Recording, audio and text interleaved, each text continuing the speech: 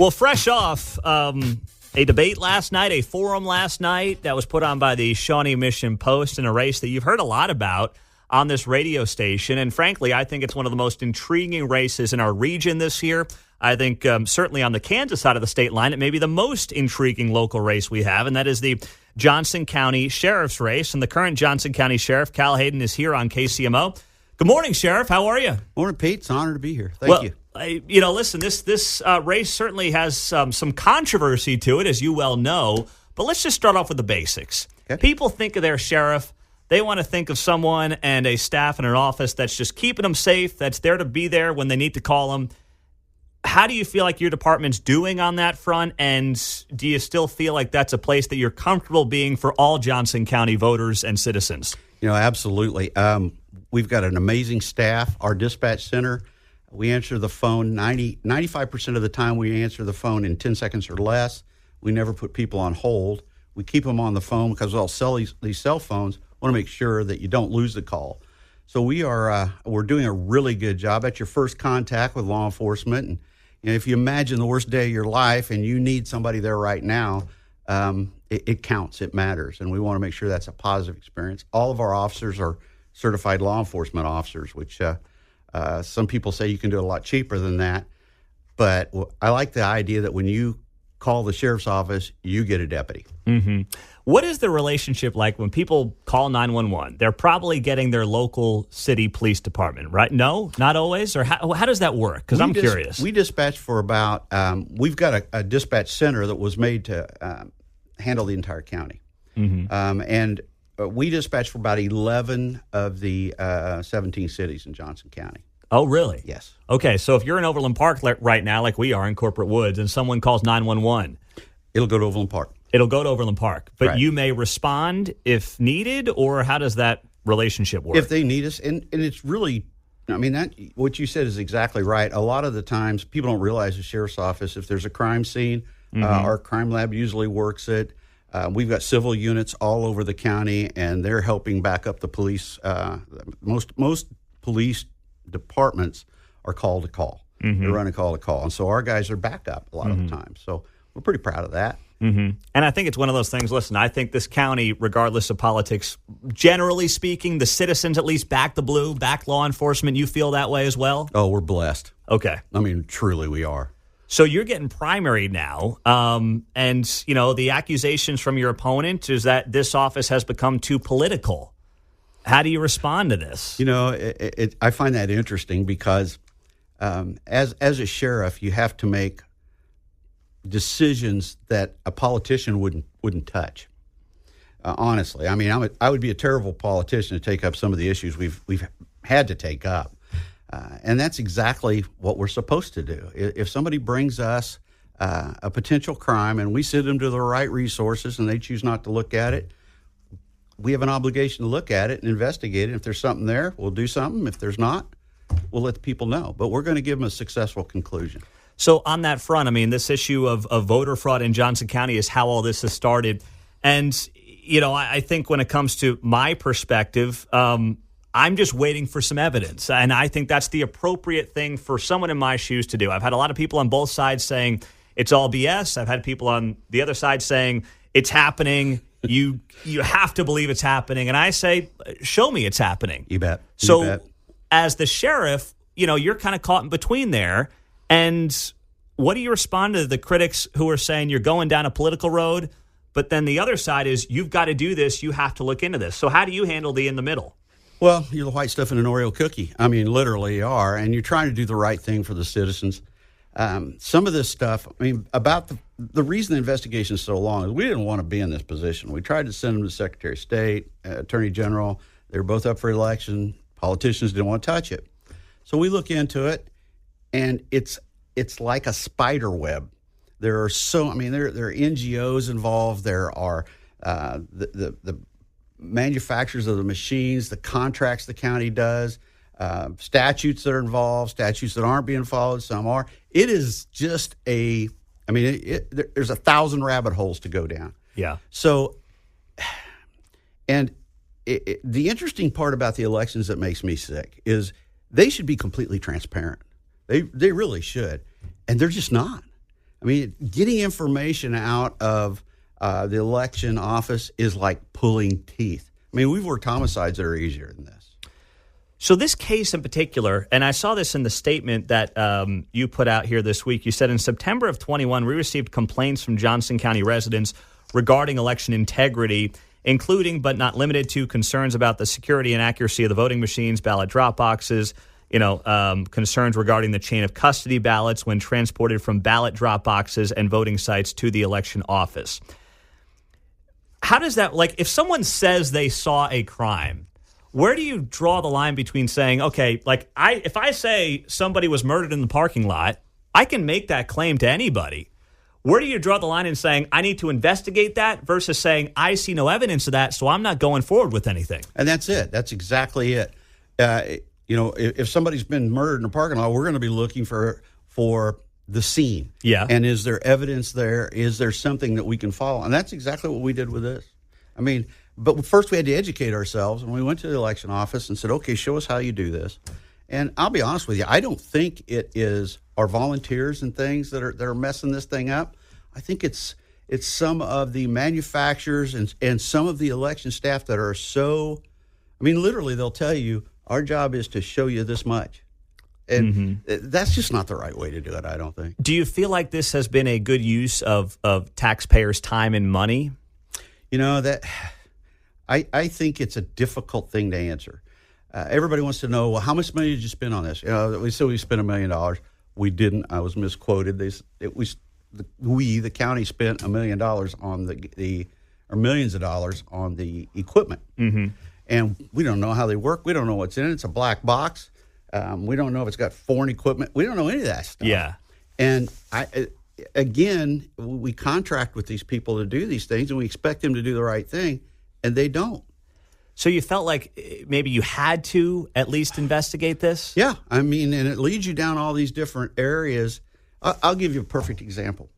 Here's the reports. And, we say we got hundreds. Here's one day, and we got 22 of them, I think, in a one-day period. 22 complaints. And what I did was say, look, if you have a problem, you go to your election judge, and if they don't give you satisfaction, give us a call. Yeah. So that's what happens. But then you contact the election people. Well, we can't really talk about that. Mm-hmm. A lot of it is they pushed a touchpad on the machine and it switched it to another vote. And the people would complain about it, but they wouldn't pull that machine off. So they blamed it on people. Well, you don't know how to do a touchpad. Most people are pretty easily do that. So were you legally required to investigate? We are. If we have a complaint, I'm obligated to investigate it to a successful conclusion. You are. I don't care if it's your lost dog. Yeah. And there's something honorable about that. Yeah. If you have a complaint, that's what we do. I work for you. Mm-hmm. Mm-hmm. Cal Hayden is here on KCMO, Johnson County Sheriff. Of course, this is a very interesting race. There's a primary going on right now. Gets through. There's obviously going to be a general as well. So you announced this week that basically you've paused this investigation until when? Well, we're getting information. My wife and I just talked about this today. Almost daily, different information comes out, whether it's information about an NGO, if it's information about the systems themselves, or we compile all this information we get. If we get something that looks like it pertains to Johnson County, then we're going to look at it. The reason we closed it down for now is because they destroyed the ballots, and we had a legitimate investigation going on. Even the Attorney General said it's interference, which is if you destroy evidence. The only way you can verify the actual count is the ballot that you held in your hand when you checked it after you voted. And that's the only way you can actually verify that against the numbers. So could you or would you just close this investigation? If the ballots are gone, why not just close it versus pause it? There's still a lot of information that's been saved. The thumb drives have been saved. They hold those for 5 years. So, it's just like any other investigation. We got homicides that we've been working on for 30 years, and we still talk to victims and parents. And it's you just can't ignore it once you start this thing. Yeah. And we haven't spent a whole lot of money. My guys have a caseload our detectives. And just like you guys there at the radio station, if you get a call in, you put things on hold and you take calls sometimes. Same deal. So how do you calculate how long you were talking to Calvin Hayden as opposed to a caller that called in? Yeah. No, so what now? I mean, since this has become such a political hot potato, does a part of you regret that it's become a political hot potato? And listen, we know what other media outlets in this town are going to do with it. So, and we know that it could really end up hurting you politically as well. I mean, this could cost you this race because of how it's perceived. So what do you do with this information? How do you handle it? There's probably nothing I'd like more than to just get out of this thing, honestly. But you just can't. At this point, we've got so much information. If I started going down this information, it is mind-boggling how much we've got. We've got stacks and stacks of stuff. And you have to go through it, educate yourself on what's good, what's bad. We've got state statutes that aren't being followed. We're trying to work on that. You try to work with people, but it's difficult. You get accused of being, and it's our whole deal is we want people to have confidence in the system that if you vote, you can verify that your vote was counted and counted right. It's pretty simple. Are there any other sheriffs dealing with this in Kansas? Yes, there's a couple. They had another county where a thumb drive switched the votes. They're working on it a little bit. But one of the big deals is we contracted with some pretty nefarious groups to clean the voter rolls, which they didn't. And then we signed up with a Chinese company to do the poll worker data and all that and pay them. And it part of it is just government doesn't want to really do the job, so they contract it out, and then nobody's accountable when it doesn't get done. And where is the state? I mean, whether it's the Attorney General, Secretary of State, where are they in all this? Well, it's all under the Secretary of State, and they will point and say, well, it's up to your county commissioners. We got 105 different counties, and every one of them are responsible for their own way they vote. And he'll say, all I do is oversee it. Well, and the Attorney General, he can't do anything unless Secretary of State points out that something's wrong. So it's this catch-22 conundrum, and nobody knows. I mean, you remember the bear on Far Side that had the target on him and he's pointing at the other bear? It's exactly what's going on. Oh, man. So I have a couple minutes, but I do want to also ask you about the budget. I know this has been, in some eyes, misconstrued, I guess. Are you getting the money you need for the Sheriff's Department right now? Absolutely not. No. What's happening is we went through the hiring, and this is not unique to us. It's gone throughout law enforcement since all the social unrest. We lost about 80 officers, and it was pay.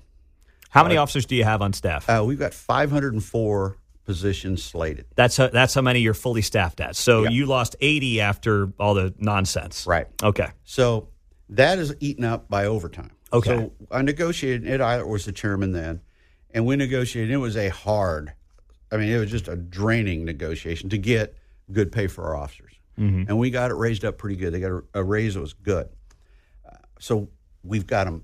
We asked the county. There's a study that says they've done 3 studies so far that says we don't have a relief factor for our officers. Anytime our officers get called out, it's overtime. So that increases the budget exponentially. So we asked for 10, we got none. And in fact, there's usually a $2.5 million contingency fund for the overtime or for emergencies, which is what we usually relied on. Well, they took half of that and put it back in general funds, and I have to ask for it. My problem with the whole thing is we wouldn't have to increase taxes at all if they would handle the public safety sales tax the right way. We get $40 million of $92 million, and they put the rest in general fund. Well, it's not a general fund enhancement sales tax. It's a public safety sales tax. So the county generates $92 million in the public safety sales tax. Yes. And the Sheriff's Department gets 40 of it, but the other 52 is not going to area law enforcement or anything like that, or are they blurring the lines? Well, cities get their own cut of it before we get anything, which is good. But it's supposed to be for like MedAct. MedAct the county commissioners didn't take care of MedAct. They wanted body cameras for documentation as their treatment. They gave them 7. You know, they are not worried about public safety. They are talking, just like Mike Kelly. You know, you had him in here. Yeah. And he talks about how great he is for public safety. Same way in Roland Park. He'd go and ask the guys what they wanted. They got nothing. He's doing the same thing with us. You can call it defunding, underfunding. I don't care what it is. But the money's there. Well, because they'll say they're giving you more money. But so it sounds to me, underfunding. I mean, I'm not trying to sound like a politician here, but underfunding may be the word to use, where they're giving, because they can say they're giving you more, right? So they can say, we're not defunding, we're giving them more, but you're saying, hey, I still need X more than you're giving me. They want us to come back and beg for it, and then they'll say, well, the sheriff's over budget. He's not, it's a shell game. Mm-hmm. It's a shell game is what they're doing. That's actually what happened, I think, to Rick Smith in Kansas City. It's exactly what happened to Rick Smith. Because they took the money away, they make you get on your hands and knees and beg for more of it. Yeah, it's exactly what they're doing. Wow. All right. It's a familiar deal. You know that Quentin Lucas and our chairman are good buddies, so they've got their own game plan. Interesting. All right. Well, we will have you back, Cal Hayden. I know this is going to be a very interesting next month. You've got another debate tomorrow night. Is that right? Yes. Okay. Where's that going to be at? It's going to be at Johnson County Republican headquarters. Okay. 103rd and 169, that area. Is that open to the public? Yes. Okay. Yes. All right. Well, head on down there, and we'll be talking to you again. It's going to be a fun next 4 weeks. Pete, God bless you, and thank you. Appreciate you letting us come in and talk today. Absolutely. Calvin Hayden, the Johnson County Sheriff on KCMO 95.7 FM. We've got more coming your way next.